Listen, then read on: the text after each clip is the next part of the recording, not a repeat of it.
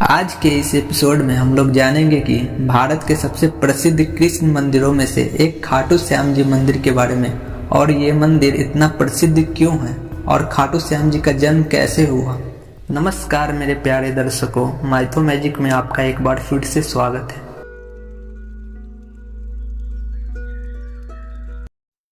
बात 1000 साल पुरानी है, जब महाभारत काल में भीम का पुत्र और घटोत्कच के पुत्र बर्बरिक का जन्म हुआ तो पूरे कमायक वन को सजा दिया गया था।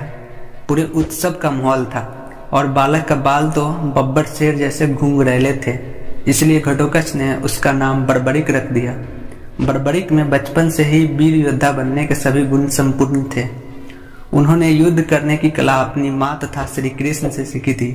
कुछ समय बीत जाने के बाद बर्बरिक एक पीपल के वृक्ष के पास बैठा हुआ था तो अचानक उन्हें ख्याल आया कि मुझे भी संसार के सबसे वीर योद्धा बनना है। तभी बर्बरिक तपस्या के लिए निकल पड़ते हैं। तब उन्हें एक पहाड़ के नीचे एक गुफा दिखाई देती है, तो बर्बरिक उसी गुफा के अंदर तपस्या करने लगते हैं भगवान शिव की। कुछ वर्षों बाद भगवान शिव उनकी भक्ति और तपस्या से प्रसन्न होकर उनको वर देने के लिए प्रकट होते हैं। भगवान शिव बोलते हैं, हे यक्षराज, तुम्हें क्या चाहिए। बर्बरिक कहते हैं, हे महादेव, हमें ऐसी वरदान दीजिए जो पूरे ब्रह्मांड में न ही किसी को मिला हो न ही कभी मिले। हे प्रभु, मुझे ऐसी वरदान दीजिए।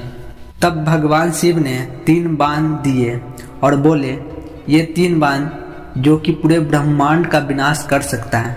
और माँ दुर्गा भी प्रसन्न होकर उन्हें धनुष से प्रदान करते हैं, जो तीनों लोकों में विजय बनाने में समर्थ थे।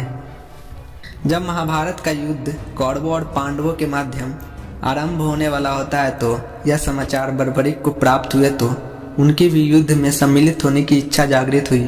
तब वे युद्ध में जाने से पहले माँ का आशीर्वाद लेने माँ के पास पहुँचे तो माँ बोली, पुत्र बर्बरिक, अगर तुम्हारी अभिलाषा है कि तुम ये महाभारत का युद्ध में भाग लो तो पुत्र अवश्य लो, पर पुत्र मुझे एक वचन दो कि तुम हारे हुए पक्ष का साथ दोगे। तो बर्बरिक अपनी माँ अहिल्यावती को वचन देकर और आशीर्वाद प्राप्त कर अपने 3 बाण और धनुष के साथ नीले रंग के घोड़े पर सवार होकर कुरुक्षेत्र रणभूमि की ओर चल पड़े।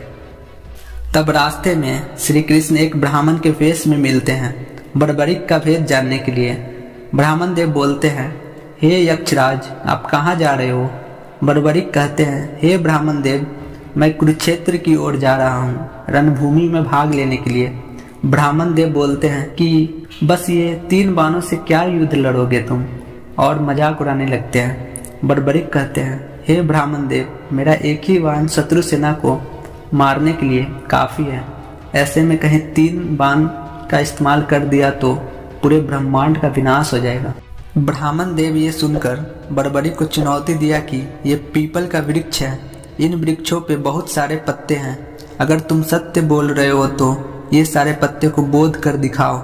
बर्बरिक ने इस चुनौती को स्वीकार कर लिया। ब्राह्मण रूपी श्री कृष्ण ने बर्बरिक का परीक्षा लेने के लिए उन्होंने एक पत्ती को अपने पैरों के नीचे दबा दिया। बर्बरिक ने अपने तुनीर से एक बाण निकाला, फिर ईश्वर को स्मरण करके बाण को वृक्ष के पत्तों की ओर चला दिया और क्षण भर में बाण वृक्ष के सारे पत्तों को बोध दिया और जाकर ब्राह्मण रूपी श्री कृष्ण के पैरों के इर्द गिर्द चक्कर लगाने लगे। तभी बर्बरिक ने कहा कि ब्राह्मण देव, अपना पैर हटा ले, आपके पैरों के नीचे एक पत्ता दबा हुआ है, अन्यथा ये बाण आपके पैरों को भी बोध देगा। ब्राह्मण देव पूछते हैं कि तुम इस युद्ध में किसके तरफ हो। तो बर्बरिक कहते हैं, हे ब्राह्मण देव, मैं इस युद्ध में जो पक्ष हारेगा मैं उस पक्ष में शामिल होऊंगा।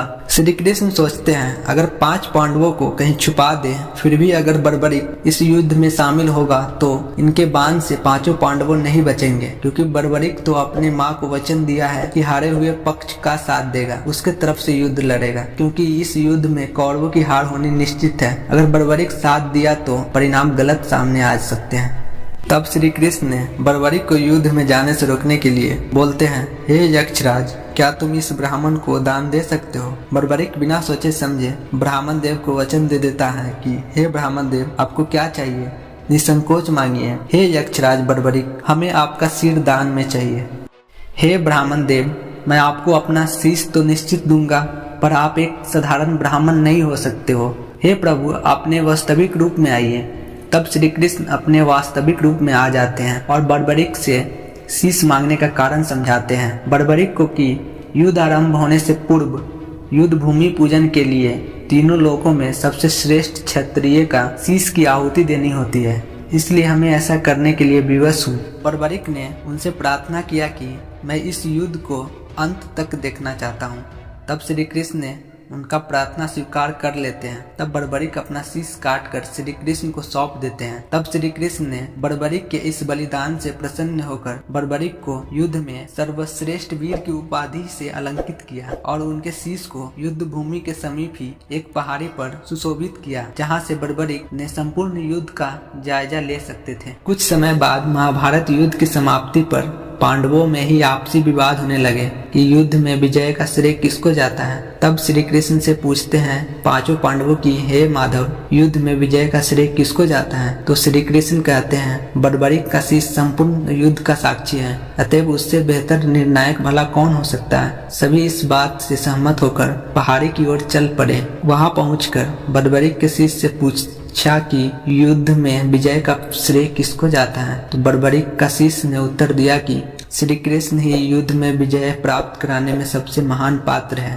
उनकी शिक्षा, उपस्थिति, युद्ध नीति ही निर्णायक थी। उन्हें युद्ध भूमि में सिर्फ उनका सुदर्शन चक्र घूमता हुआ दिखाई दे रहा था। शत्रु सेना को काट रहा था। महाकाली श्री कृष्ण के आदेश पे शत्रु सेना के रक्त से भरे प्याले को सेवन कर रही थी। श्री कृष्ण वीर बर्बरिक के महान बलिदान से काफी प्रसन्न हुए और वरदान दिए कि कलयुग में तुम श्याम नाम से जाने जाओगे, क्योंकि उस युग में हारे हुए का साथ देने वाला ही श्याम नाम धारण करने में समर्थ है।